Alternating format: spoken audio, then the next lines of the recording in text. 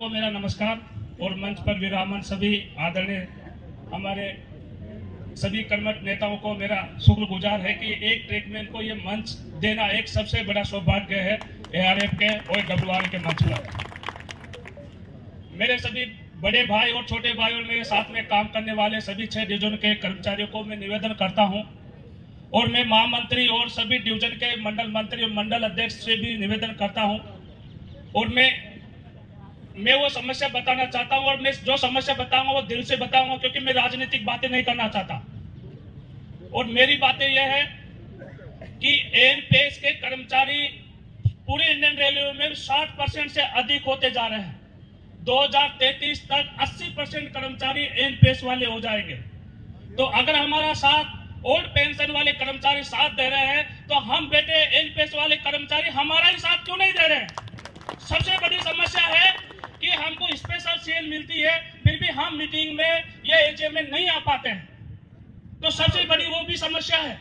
दोस्तों मैं याद दिलाना चाहता हूं कि आज हमारा संगठन है, अगर कल संगठन नहीं हुआ तो अंग्रेजों को वो शासन याद दिला देगा जो अधिकारी हम कर्मचारियों को दिला देगा। अगर संगठन है तो हम कहने का हक, हमारा अधिकार रखता है कि हमारी समस्या यूनियन तक पहुंचाते हैं। तो दोस्तों मैं ट्रैक मेंटेनर हूं, मैं एक छोटा कर्मचारी हूं, मेरे से नीचे कोई नहीं आते, सभी मेरे से ऊपर आते हैं। जो भी आएगा अधिकारी मेरा ठोक के ही जाएगा। इससे बड़ी नहीं है, सबसे ज्यादा चार्जशीट आएगी तो ग्रुप डी कर्मचारी को आएगी, उससे बड़ी कोई चार्जशीट किसी को नहीं आएगी। तो मैं निवेदन करता हूं कि वेस्टर्न रेलवे में इंटर जोन जो ट्रेकमैन कर्मचारियों ने एनओसी प्राप्त कर्मचारियों को जल्द से जल्द छोड़ा जाए, क्योंकि आज तक वेस्टर्न रेलवे में ट्रेकमैन कर्मचारियों को इंटर जोन के लिए छोड़ा नहीं गया अपने घर के लिए। तो ये सबसे पहली मेरी मांग है। तो क्या आप इस मांग पे मेरी सहमत हो? क्योंकि इंटर जोन वो सब अपने परिवार के साथ में मिलजुल कर नौकरी करना चाहता है और वो संगठन का साथ देना चाहता है। तो कहते हैं कि 40% वैकेंसी है तो 1,03,000 वैकेंसी भी आ रही है और अप्रैल मई 2023 में वो ज्वाइनिंग भी कर लेंगे। तो क्या वो पैनल आएगा? तो अगर उसका 10% भी ट्रैकमैनों को इंटर जोन के लिए छोड़ते हैं तो सब डब्ल्यूआरयू का, एआरएफ के महामंत्री, डब्ल्यूआर के महामंत्री का शुक्र अदा करेंगे। सभी ट्रैकमैन जहां जाएंगे वहीं संगठन को मजबूत करने की कोशिश करेंगे। दूसरा है कि ट्रैकमैनों के लिए जो 41 और 6100 रुपए का हर्षित भत्ता बढ़ाया गया था 2019 में लागू भी किया गया था। और ट्रैकमैनों के साथ में मैं भी कहना चाहता हूं कि ब्लैक स्मिथ, CNW, पॉन्समैन, चाहे किसी भी कैटेगरी का ग्रुप डी हो, सबको मिलना चाहिए, परंतु अभी तक क्यों नहीं मिल रहा है? ये हमारी मांग है। तो 41 और 6100 रुपए जो दिए गए ट्रैकमैनों को वो हर्षित भत्ता भी नहीं दिया जा रहा है। और अगर मैं तीसरी बात भी करूं तो तीसरी बात यह है कि एडीसी ओपन टू ऑल। तो एडीसी ओपन टू ऑल में किसको नाराजगी है? किसी भी डिपार्टमेंट को नाराजगी नहीं है। तो फिर एडीसी ओपन टू ऑल क्यों नहीं अब तक? और 60% से अधिक कर्मचारी, चाहे वो लोको ले लो, CNW ले लो, चाहे वो रनिंग स्टाफ वर्कशॉप ले लो, सभी यही चाहते हैं कि ADC to open to all होनी चाहिए। तो ट्रैकमैनों को ही नहीं, सभी कर्मचारियों को एडीसी ओपन टू ऑल होगा। जिसमें हिम्मत होगी वो निकल जाएगा, जिसमें हिम्मत नहीं होगी वो वहां कमाए रह जाएगा। और जीडीसी की बात करूं तो जीडीसी को समाप्ति कर दो, एडीसी ओपन ही रख दो या एडीसी ओपन को बंद कर दो या जीडीसी रख दो, जिसमें दम होगी निकल जाएगा। तो मैं ही यही कहना चाहता हूं कि सबसे अधिक ग्रुप डी के कर्मचारी कार्यरत है और वही लाइन पे स्टाफ करते हैं। पेट्रोलिंग की मैं बात करूं, रात में अकेला बंदा जंगल में भटकता है, पूरी पेट्रोलिंग करता है और ट्रेन की सुरक्षा के लिए सबसे बड़ा जिम्मेदार आधिकारिक जिम्मेदार व्यक्ति है तो वो ट्रेकमैन पेट्रोलमैन है। तो मैं ये चाहता हूं कि 2 पेट्रोलमैन को एक साथ पेट्रोलिंग किया जाए, जिससे स्वयं कर्मचारी की सुरक्षा होगी और दूसरी रेलवे की ट्रेन की सुरक्षा भी आराम से होगी। इससे बड़ी और खुशी की क्या बात है? आज आपको पता है कि व्हाट्सएप, सोशल मीडिया पर हर रोज एक ट्रैकमैन रन ओवर हो रहा है। हमारे देश में एक सैनिक है तो वो भी इतना रन ओवर नहीं होता जितना हमारा रेल कर्मचारी होता है, वो भी ट्रैकमैन। तो मैं यही कहना चाहता हूं कि ये मेरी मन की बात सोचो या दिल की बात सोचो, मैं राजनीति नहीं करना चाहता।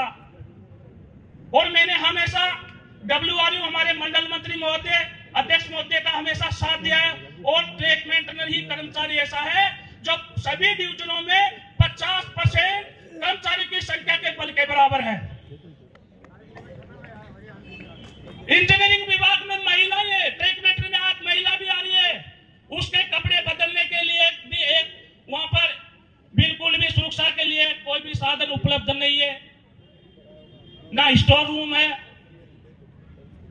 तो हमारे साथ जो खिलवाड़ किया जा रहा है अधिकारियों के द्वारा, प्रशासन के द्वारा,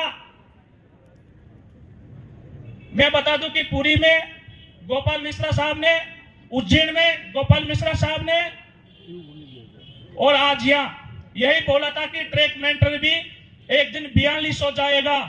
और उज्जैन में मैं भी था तो ये बोले थे कि कुछ महीनों में 10% का हिस्सा ट्रैक में भी 4200 ग्रेड में जाएगा। तो क्यों नहीं जा रहा है? क्या हम मेंबरशिप नहीं देते हैं?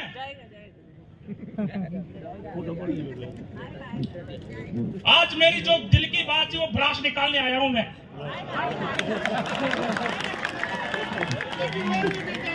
क्योंकि मैं भी WRU का एक जुझारू कार्यकर्ता और ब्रांच सेक्रेटरी हूं। तो जिस व्यक्ति से हम 500 रुपए लेते हैं तो उसकी कार्य करने की क्षमता हमें होनी चाहिए, नहीं तो 500 रुपए किस बात का? ये तो बड़ी बड़ी बातें हैं। परंतु हमको उसके जनरली समस्या या उसकी पर्सनल समस्या या ग्रुप समस्या का निराकरण करना हमारा अधिकार है, परंतु हम तक वहां तक नहीं पूछते। आज क्वार्टरों की दुर्दशा वो है जो एक ट्रैकमैन क्या एक कुत्ता भी नहीं रह सकता क्वार्टरों में। आज उसमें ट्रैकमैन नहीं रह रहा, उसमें पानी नहीं है, बिजली नहीं है और वहां से गुजरने के लिए सड़क नहीं है। ट्रैकमैन की नहीं, आज PWI, CNW का रनिंग स्टाफ उसके लिए, उसकी फैमिली के लिए एक रूम क्वार्टर जिसमें उसका अलमारी और उसका बेडरूम के अलावा कुछ नहीं आता, उसको बाहर रहना पड़ता है मजबूरन। तो हमारी क्या मजबूरी है जो हम प्रशासन को दबा नहीं सकते? अधिकारी के पास इतना बड़ा बंगला है कि 10 क्वार्टर का 50 क्वार्टर बन सकती है उसके अंदर। तो हमारे पास एक छोटा सा रूम टाइप 1, टाइप 2 बन रहा है क्वार्टर, बंद हो गया। अरे बंद तो हो गया पर टाइप 2 टाइप 3 है कहाँ? वो मिल किसको रहा है? कहाँ वो टाइप 2 टाइप 3 है ही नहीं। मिल किसको गया? तो मैं यही कहना चाहता हूं कि क्वार्टरों की प्रॉब्लम एक ही डिपार्टमेंट को नहीं, हमारे इंडियन रेलवे में 35 कैडर काम करते हैं अलग अलग डिपार्टमेंट में। तो ये क्वार्टरों की समस्या तो सबको जनरली है। तो मैं चाहता हूं कि 500 रुपए की जगह हमको एक साल में 1200 रुपए देंगे, क्योंकि कोई पैसे की कमी नहीं है। आज ट्रैकमैन भी 30,000 रुपए महीने कमाते हैं। कोई गलत नहीं बोल रहा हूं, किसी के पास कोई पैसे की कम नहीं है, परंतु कमी है कर्मचारी के पास तो मानसिकता खोने की कमी है। आज मानसिक रूप से कर्मचारी गुजर रहा है और इसके लिए बता दूं उसका जिम्मेदार भी हम कर्मचारी हैं। हमारी एसोसिएशन अलग अलग रूप में बन चुकी है, कोई दिक्कत नहीं, पर जब बात मुद्दे की एनपीएस पे आती है या सभी डिपार्टमेंटों पे आती है तो हम बढ़ चढ़कर भाग नहीं लेते हैं। तो इसके जिम्मेदार भी हम ही हैं। आज ये लोग कोई पैसे से लेकर नहीं आए या कोई पैसे खरीद कर लोगों को यहाँ लाया, ये अपनी मजबूरी अपनी समस्या को लेकर यहाँ पर इकट्ठा हुए हैं। अगर उस समस्या को अपना हिस्सा नहीं बनाया तो कल आपका कोई हिस्सा रहेगा नहीं, क्योंकि मोदी आज आपकी खाल बेचेगा, कल आपका सब कुछ बेच देगा। और उस समय कोई यूनियन नहीं रहेगी, क्योंकि 2024 में अगर मोदी सरकार आ गए तो आज तो आपके कपड़े बके, कल आपके लिए पहनने के लिए जूते नहीं होंगे। अगर आपने किसी काम के लिए मना कर दिया तो बोल देंगे आपको 50,000 नहीं 8,000 वाला आदमी रख देंगे, भाई तुम जाओ, भाई और बहनों तुम जाओ। इसलिए आप सभी जहां भी ब्रांच में कार्य करता है, आप सभी बताइए कि आज अगर यूनियन का साथ नहीं दिया तो कल यूनियन नहीं रहेगी, तो आप किसको बताओगे? और वो जिस दिन याद आओगे तो अंग्रेजों का शासन याद आ जाएगा आपको। उसके लिए फिर हमको देश आजाद कराया, उसी तरह से हमको प्रशासन से आजादी कौन दिलाएगा? तो आज इस यूनियन का साथ क्यों नहीं दे रहे हो? आज एजेएम में इतनी संख्या है कि ऐसी तो मेरी ब्रांचों में हो जाते हैं यार आदमी। हकीकत यही है। चलो मेरी 10 साल की सर्विस में मेरी बीवी बच्चों को टाइम नहीं दिया जितना मैंने इस संगठन को दिया। क्यों दिया? क्योंकि मेरी वजह से अगर 100 आदमियों को मदद मिलती है तो मिलनी चाहिए। ये इंसानियत की सबसे बड़ी खासियत होनी चाहिए। आज एसोसिएशन अलग अलग क्यों बन गई? वो भी हम में कमियां हैं। हाँ, इंसान में कमियां हो सकती है, कुछ गलतियां हो सकती है, पर गलतियों को इतना बड़ी गलती की सजा मत दीजिए कि आने वाली हमारी पीढ़ी, हमारे बच्चे ये कहे कि मेरे बाप ने यूनियन का साथ नहीं दिया था कि लोग मोबाइल पे पबजी खेलने में रह गए, आज उसकी भुगतान मुझे करना पड़ रहा है।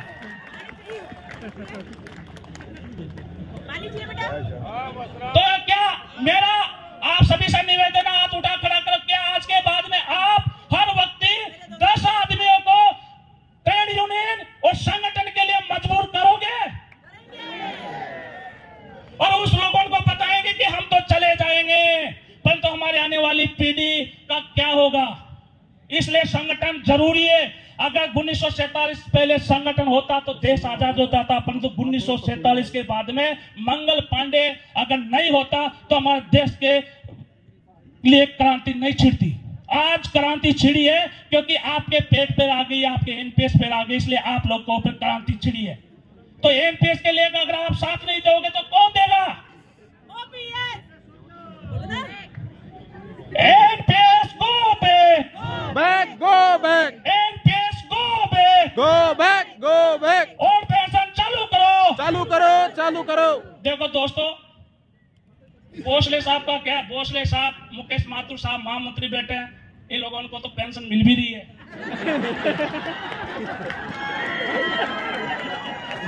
हमारे गुप्ता साहब बैठे हैं, पेंशन मिल रही है। वो लोग हमको सुधारने के लिए आ रहे हैं, पर हम सुधरने नहीं है। जब मोदी सरकार डंडा मारेगी और हमारा अलाउंस डीए सब बंद कर देगी, जब हमारे आंखें खुलेगी कि हमने तो मकान किया था उसका होम लोन हम नहीं चुका पा रहे हैं। माथुर साहब को हमने देखा है। और एक और बात बता दूं कि मैंने सर्च किया है कि जब से सी गोपाल मिश्रा जी 2003 के बाद में एक्टिव हुए, 2003 के बाद में ट्रीटमेंट कैडर में 3% प्रमोशन होता था। आज शिव गोपाल मिश्रा की बदौलत आज आपको 10, 20, 50 कैडर के हिसाब से प्रमोशन हो रहा और 2-2 साल में आपको पैसा मिल रहा है। तो आपसे सभी से निवेदन हो कि जो भी हमारे ऊपर विराजमान नेतागण है सबको पेंशन मिल रही है, नीचे वाले को नहीं मिल रही है, मेरे को पता है। और जब आप रिटायर होगे 350 रुपए महीना या 1200 रुपए मिलेगा, जब याद आएगा कि आपकी मोटरसाइकिल की टंकी में पेट्रोल भी नहीं आएगा, क्योंकि उस समय 200 रुपए का पेट्रोल या 300 रुपए का हो जाएगा अगर मोदी सरकार आ गई तो। हकीकत है ये।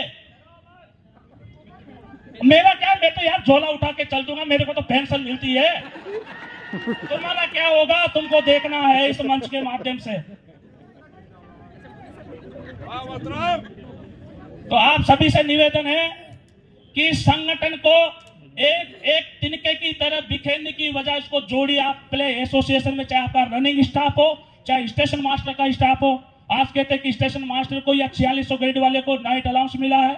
मैं कहता हूं कि एसोसिएशन ने भी उसका काम किया और ट्रेड यूनियन ने भी उससे जमकर काम किया, जब भी जाकर आपको हर महीना नाइट अलाउंस का 5000 7000 मिल जाता है। मिलता नहीं मिलता है? अगर नहीं मिलता तो एमआई नहीं बढ़ाती, पक्का। तो मैं यही चाहता हूं कि तिनके के जरिए साइकिल चक्कर की तरह आप ट्रेडमैन हो या आप कोई भी डिपार्टमेंट हो, यूनियन का साथ दीजिए दोस्तों।